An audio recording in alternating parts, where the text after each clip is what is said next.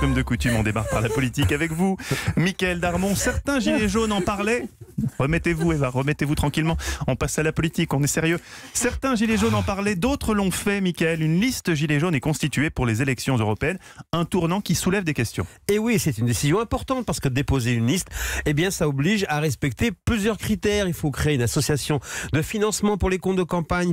Il faut donc financer les affiches, les réunions, les bulletins de vote, des frais certes remboursés à partir de 3%, risque financier limité, mais le plafond des dépenses électorales, il faut savoir, est fixé à 1 million d'euros, environ 1 265 000 euros exactement. Il faudra un mandataire financier, trouver un QG, il faut une liste à parité, trouver 79 noms et trouver une tête de liste. Bon là, ça a été facile, Ingrid Levavasseur a fait la liste, donc elle en prend la tête. La déclaration de candidature devra être déposée au ministère de l'Intérieur entre le lundi 21 avril et le vendredi 2 mai. On verra à ce moment-là si effectivement c'est un vrai projet ou si c'est un effet d'annonce. Effectivement, c'est un acte important, mais est-ce que cette liste représente vraiment les gilets jaunes ? Alors la question se pose, parce que est-ce que c'est une liste de gilets jaunes ou la liste des gilets jaunes ? Autrement dit, sera-t-elle reconnue et soutenue par les autres figures du mouvement alors qu'on sait que beaucoup sont réfractaires à toute organisation ? Autre question, quelle ligne adopter ? Sur la vision européenne bien sûr, mais également sur les autres sujets. Vu la diversité également des gilets jaunes, il faudra une clarification. Alors que rien n'était fait, déjà les faits